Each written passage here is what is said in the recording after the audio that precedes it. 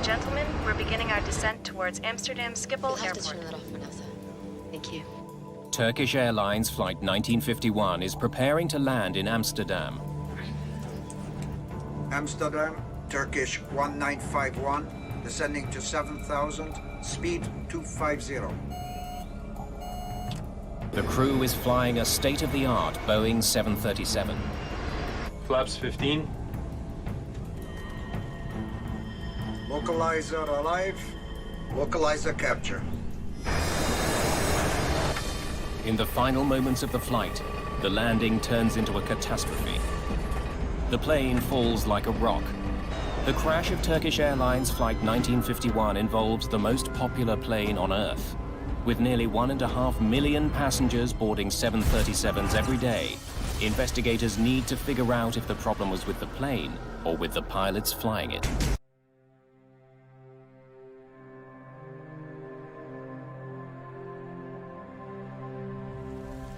On the morning of February the 25th, 2009, Turkish Airlines Flight 1951 becomes the first plane to crash at Amsterdam's Schiphol Airport in more than 10 years.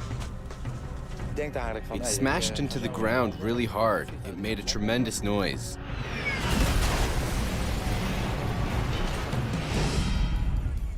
The plane hits the ground in a muddy field just north of runway 18 right. Since the crash was so close to the airport, rescue workers arrive quickly. Most of the passengers have survived, but many are badly injured. Survivors are taken straight to local hospitals. Images of the Amsterdam accident quickly spread around the world. This is the third crash of a passenger jet in the past 6 weeks. The sudden nature of this accident adds to the mystery. It doesn't take long for the Dutch Safety Board to arrive at the scene. They will be investigating this accident, but they won't be alone. The crash involved an American-made plane, so the US National Transportation Safety Board sends Joe Sador, one of its most experienced investigators, to Amsterdam.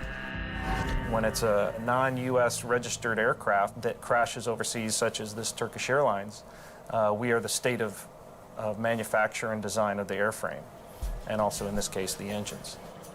Fuselage in 3 large pieces, engines forward of the main wreck site.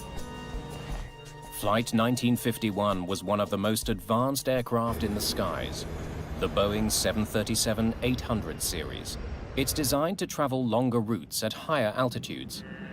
The new generation 737 is still the best airplane Boeing ever built. We developed an airplane that had an improved wing, improved avionics, simpler systems that required less maintenance. Investigators know this isn't just any plane. The 737 is the world's best-selling commercial jet. Finding out why this one crashed is imperative. There are more than 5,000 of them in the skies. They carry about 1.5 million passengers a day. Investigators must quickly determine if there's a flaw with the plane that could cause another accident. What they know so far is that Flight 1951 had been traveling from Istanbul, Turkey, to Amsterdam. There were 128 passengers on board the early morning flight, including 4 engineers from Boeing. Ladies and gentlemen, we're beginning our descent towards Amsterdam Schiphol Airport. Please raise your seatbacks to the upright position and stow away your tray tables. There was no mention on board of any kind of trouble in the cockpit. The crash has killed 9 people, including 3 members of the Boeing team and the pilots in the cockpit. We got a clean recording? The voice recorder reveals that the 3 crew members began preparations for landing when still above 8,500 feet. Amsterdam, Turkish 1951, descending to 7,000, speed 250. But the voice recorder has picked up an unusual sound, a warning that makes no sense at this stage of the flight.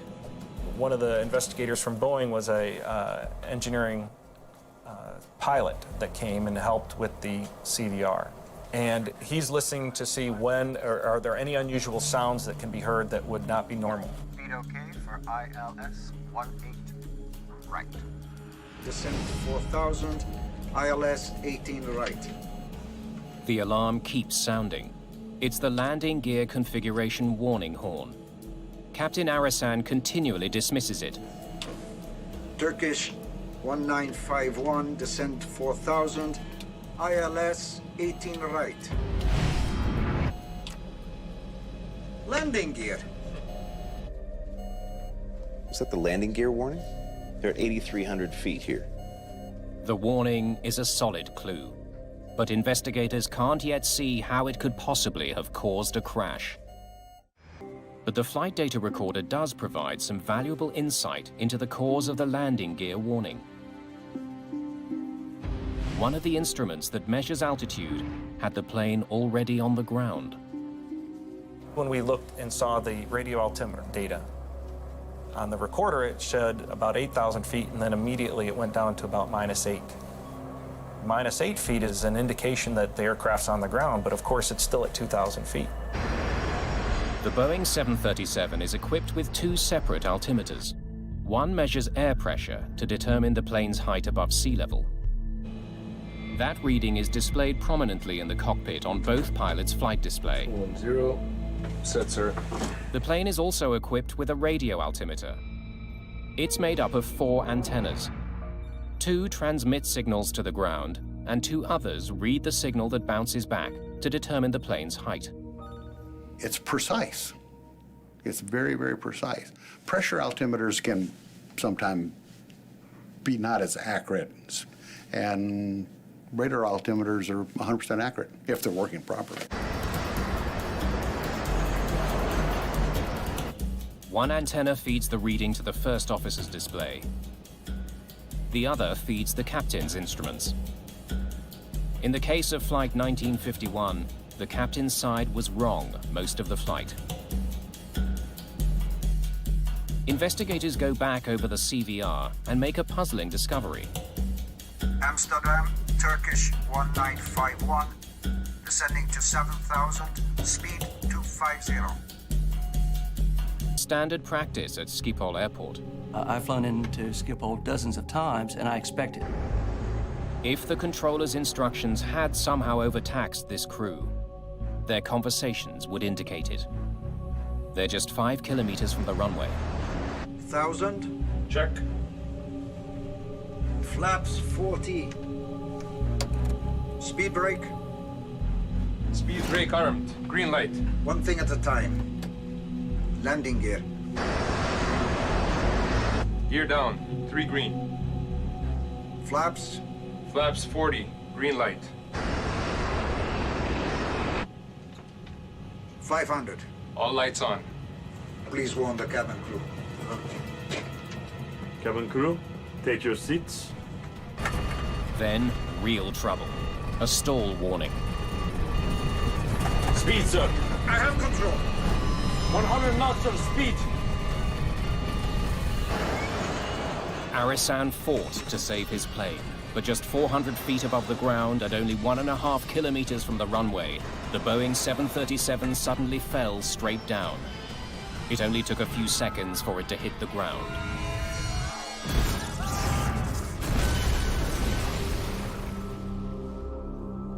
Turkish 1951. The recording sheds light on the final minutes of the flight. The crew was configuring their plane for landing well after it should have been done. Flaps. Flaps 40. Green light. Most airlines have regulations that call for a flight to be stabilized. The trouble starts here at 8,300 feet, 13 miles out from the airport, minutes before the crash.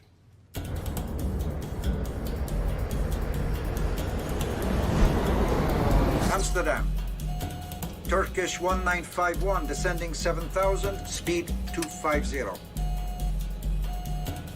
Turkish 1951, descend to 4000.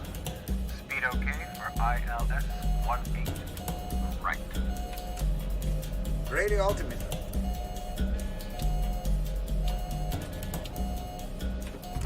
Would the crew have known that because of that radio altimeter, they would have gone to a retard flare mode in the throttles? No. It was a common problem at the airline, but the crew couldn't see the risk it posed this flight. We have an airplane that was malfunctioning in a very minor way, but in a way that, if not caught, could and did metastasize into something much more virulent. Turkish 1951, descent to 2000. 2000, 1951. Turkish 1951, left heading 210, cleared approach 18 right. Left 210, clear ILS, Turkish 1951. Now left at 210 degrees, maintaining 2,000 feet, brings the flight in right here, 5.5 miles out. They now have to intercept the glide slope from above. At 2,000 feet, with the glide slope below them, the pilots have to reduce their speed while descending steeply. Speed 140. They believe the throttles are moving back for the descent to the glide slope. In fact, the auto throttle is slowing the plane down because it's gone into landing mode. It will continue to slow the plane until it stalls. What we found is that when the flight crew was doing their before landing checklist, each one of them was doing something while they should have been monitoring their airspeed. For the next 100 seconds, no one notices what's happening. Until it's too late. Established altitude set. 1000. Check. Flaps 40. Speed set. The experienced pilot recognized that the first officer was probably a little bit behind on the approach, so he calls for flaps 40 and moves the lever, informing the first officer that he has done so. He's trying to help the first officer catch up to the position of the aircraft. Speed brake. Speed brake armed. Green light. One thing at a time. Landing gear. The plane is now 700 feet from the ground. Gear down. 3 green. Flaps. Flaps 40. Green light. In their haste to complete their checklist, none of the 3 crew members noticed the warnings that their speed is dropping dangerously. First, a red bar appeared on their flight display. Then, when the airspeed continued to drop, a flashing box appeared around their actual airspeed to draw the pilot's attention to it. At this point, no one sees either. Cabin report confirmed. The aircraft is now 600 feet from landing. When things start changing colors, it's a warning to you, it's a caution to you that you're approaching the limits of the aircraft. Missed approach. Altitude set. 500. So all of these indications the crew has in front of them saying that the aircraft is slowing down.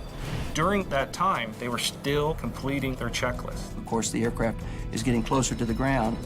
In fact, it's less than 500 feet from touchdown. And right before the stick shaker started, the captain told the safety pilot, Please warn the cabin crew. Cabin crew, take your seats. Speed, sir. I have control. By the time they advanced the throttles to full power, it was unrecoverable. They were too low for the engines to catch up. And that's it. It's now too late to save this plane.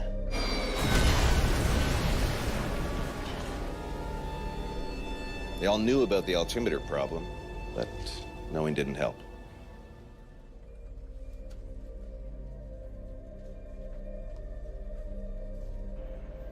Boeing also didn't foresee the potentially deadly effect of a faulty altimeter. But on February the 25th, 2009, it triggered an unusual sequence of events that brought down a jetliner and killed 9 people. The official report into the accident blames it on a convergence of circumstances. There is never, ever just one cause to an airline accident. It simply doesn't exist. Maybe someday God will swap one out of the sky, but until then, there's never one cause. The Dutch report also points out that Boeing could have realized the problem with the radio altimeter system could have had an impact on safety. Given that no one foresaw how that failure might cause a crash, the Turkish Airlines accident raises a big question. Are airplanes becoming too complex?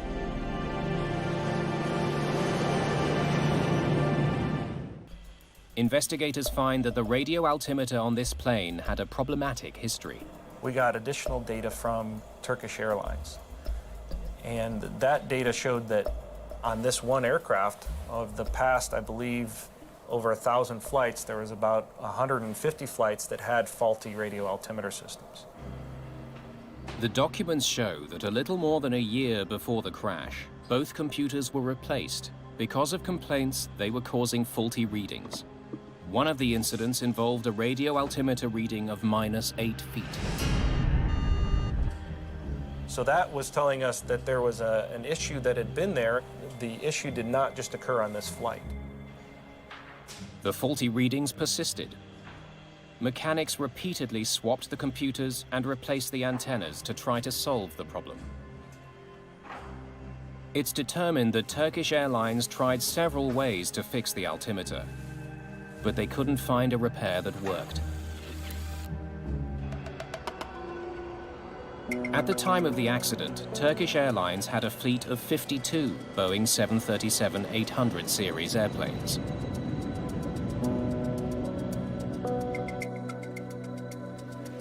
It's on page 93.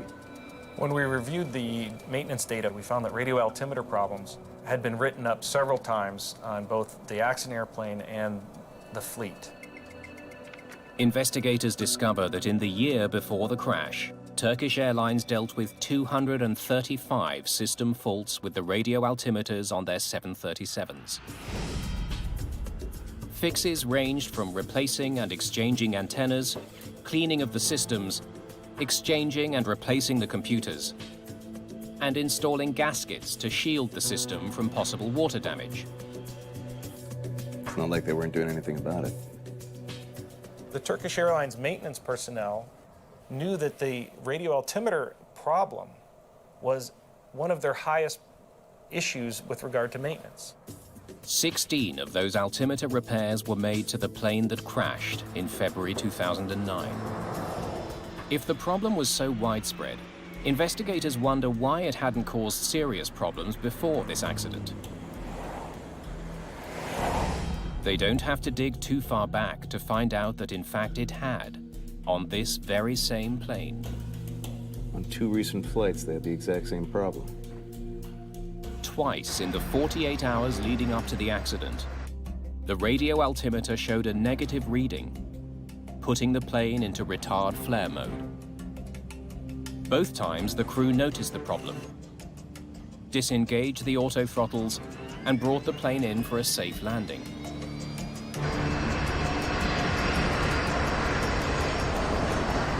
You just disconnect it and fly the airplane. In the months after the crash, other operators come forward with similar stories. In Australia, in the Netherlands, in Canada, in Austria, pilots report their 737s going into retard flare mode when the left radio altimeter showed a faulty reading. Each of those crews reacted the same way. They disengaged the auto throttle and pushed the power back up manually. They all landed safely.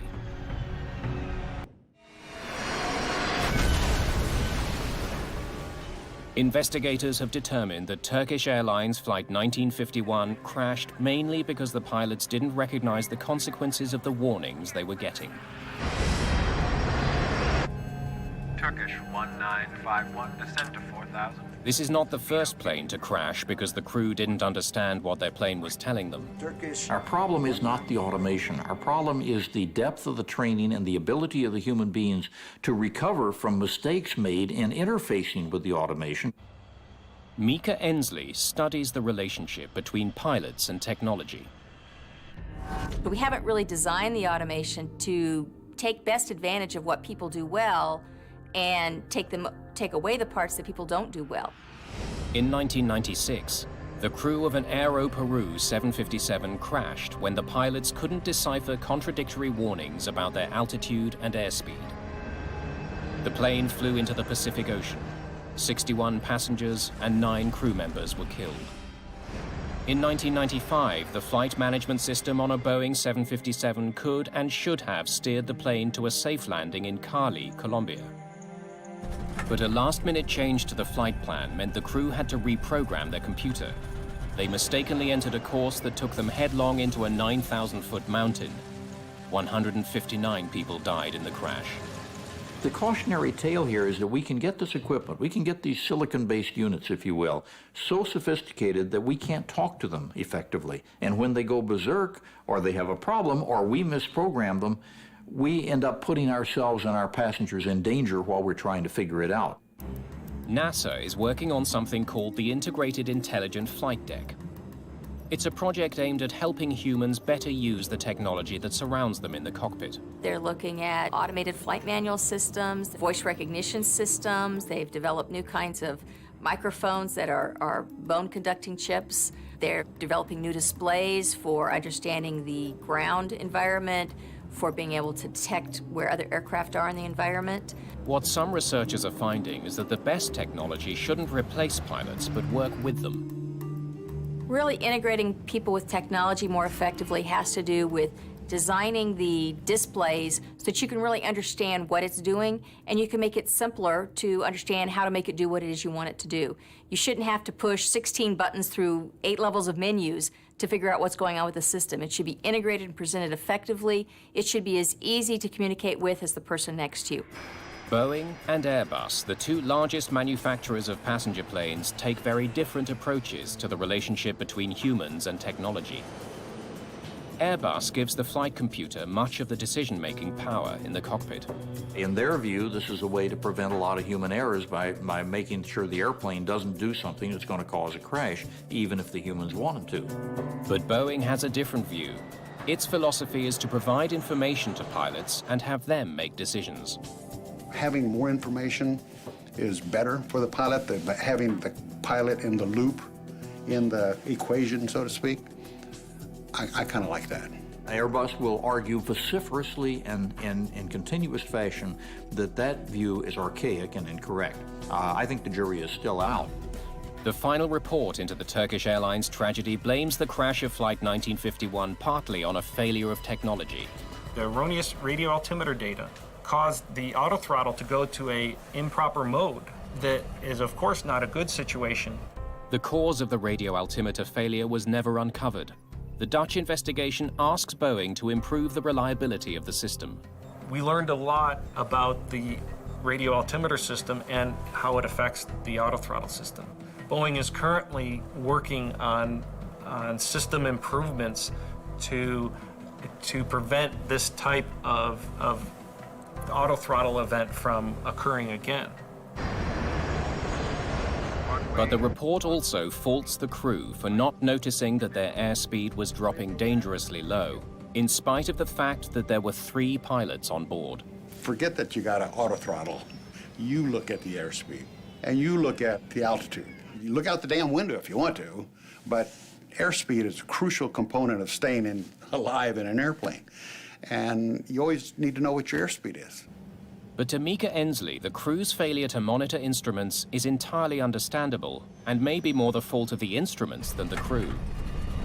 It's actually very difficult for people to be monitors of automation. One of the things that people don't do a good job of actually is monitoring. We're very good on-the-spot decision makers. We're very good at coming up with creative solutions to problems, but repetitive monitoring is the kind of thing that actually people aren't very good at all. So what we have to do is design automation to work with people in a way that keeps them more actively, cognitively involved and in the loop, and not just monitoring a piece of automation to say, is it doing what it's supposed to be doing? Who's the ultimate computer? The pilot, the individual who should be able to say, I don't know what this thing is doing to me, but I'm punching it off and flying the airplane. Fly the jet. Probably the smartest thing we ever learned to say in our training in the airlines, fly the jet. Do that first or nothing else counts. That's what they forgot to do.